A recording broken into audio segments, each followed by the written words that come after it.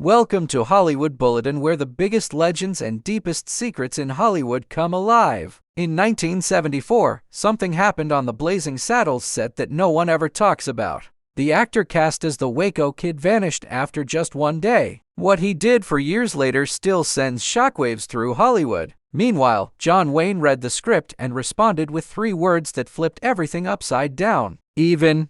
The original title had a hidden nod to Malcolm X something Warner Bros. Buried. And there's a secret message in the governor's name that only a handful of French historians would recognize. These aren't just fun facts, these are the secrets they tried to hide for half a century. Blazing Saddles began with a bold vision. It was originally titled Tex X, a direct nod to Malcolm X. Writer Andrew Bergman, still in his 20s, wanted to make a Western with a black sheriff in an all-white town. The name wasn't just clever, it was a statement. He aimed to break apart the sanitized cowboy myths Hollywood had long protected. A black man taking charge of the Wild West? That alone flipped the genre on its head. And the fact that a major studio even considered it was shocking for the early 70s. Films didn't explore race like that, certainly not with comedy. The name Tex was dropped, but that revolutionary spark remained in the final cut. Before Mel Brooks ever stepped in, the film was set to go in a completely different direction.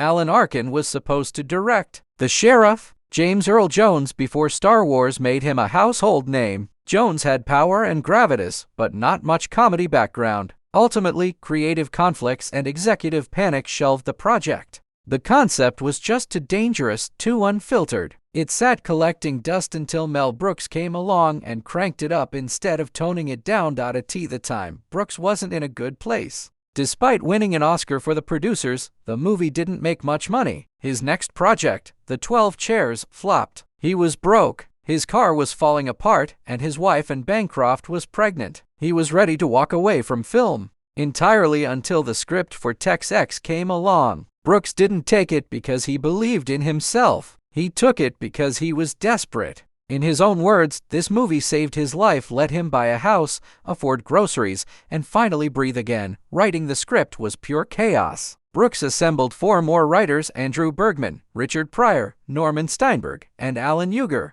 It was more like a bar brawl than a writing room. They screamed, fought, and lived on Chinese takeout. The first draft? 412 pages. That's nearly 8 hours of screen time. Even trimmed to 275, it was packed with relentless, no-holds-barred comedy. The iconic fart scene? It came out of that madness. And from the start, Brooks made the tone clear. He hung a sign that read, "Please do not write a polite script. Nothing was sacred." Jewish writers penned black jokes. Pryor delivered Jewish ones. They destroyed Western tropes and rebuilt them into something nobody had ever seen. Brooks wanted Richard Pryor to star as Sheriff Bart, but Warner Bros. Said no. Pryor's recent drug arrest made him uninsurable. Brooks was livid, but Pryor told him to keep going. He stayed on as a writer, helping shape the film's sharpest edges. Cleveland Little ultimately landed the role. Brooks later admitted, "They were lucky to get him, but it's impossible not to imagine how Pryor might have played it,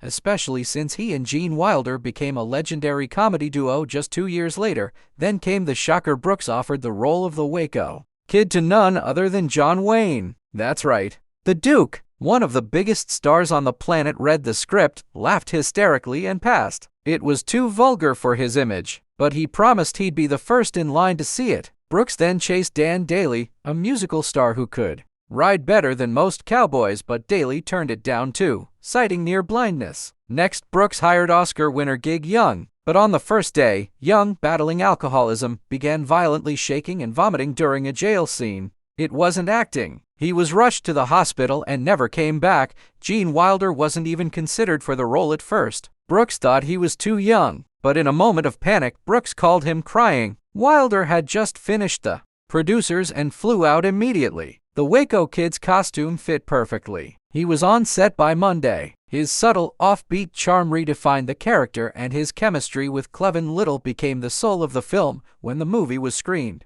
For Warner Bros. Executives, it bombed. The room was dead silent. Not a single laugh. Executives demanded cuts: lose the fart jokes, drop the slurs, cut the horse punch. Brooks smiled, left the room, and crumpled their list into the trash. Instead, he held a second screening for the secretaries, janitors, and mailroom staff. And they lost it. People were laughing so hard they fell out of their chairs. Brooks knew this was the real audience, and Warner Bros. Finally gave the green light. Even then, the studio got cold feet. They released it in just 3 cities: New York, La, and Chicago. No marketing, no critic previews. But word of mouth exploded. Theaters sold out. Audiences roared. Critics were divided. Some called it brilliant, others vulgar, but nobody could ignore the public. What started as a risk became the #1 box office hit of 1974. Budget, $2.6 million.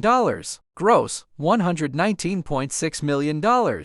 That's 63 million tickets sold, more than Lord of the Rings decades later. Adjusted for inflation, nearly $600 million. Even the film's small details were brilliant. Governor William J. Lepedimaine's name. It's a nod to Joseph Pujol, a real 19th century French performer who could play music using controlled farts. Brooks even voiced random background characters and appeared as a Native American chief who speaks fluent Yiddish. He broke every storytelling rule, introducing anachronisms like Count Basie's 1930 Seconds Orchestra in the 1800s desert, smashing through sound stages, and ending with a chase through a cafeteria. Anne Bancroft, Brooks' wife and an Oscar-winning actress, even snuck into a church scene as an uncredited extra. IMDb still doesn't list it, despite fans' efforts. Then there's Madeline Kahn, whose audition for Lily von Shtupp began with Brooks asking to see her legs for a chair-straddling test. She misunderstood at first, then nailed the pose and ad-libbed the legendary line, "No touching,"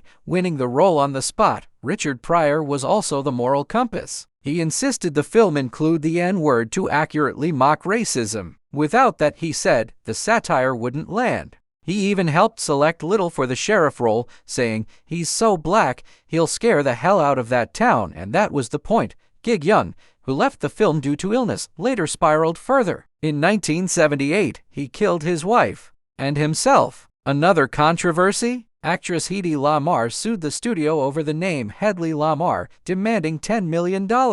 Brooks told his lawyers pay her, and they did. Despite all this, Blazing Saddles was ranked #6 on Offie's list of the greatest comedies ever. In 2006, it was preserved in the National Film Registry. In 2024, HBO Max added a 3-minute content warning, joining only Gone with the Wind with that distinction. Mel Brooks predicted it all. "Political correctness is the death of comedy," he said in 2017. But his real message was deeper. True comedy confronts pain. It disarms hate. And sometimes it starts a riot of laughter that still echoes 50 years later. Thanks for watching Hollywood Bulletin. If Blazing Saddles made you laugh or think, let us know in the comments. Don't forget to like this video, subscribe to Hollywood Bulletin, and tap the bell icon so you never miss a story Hollywood tried to bury.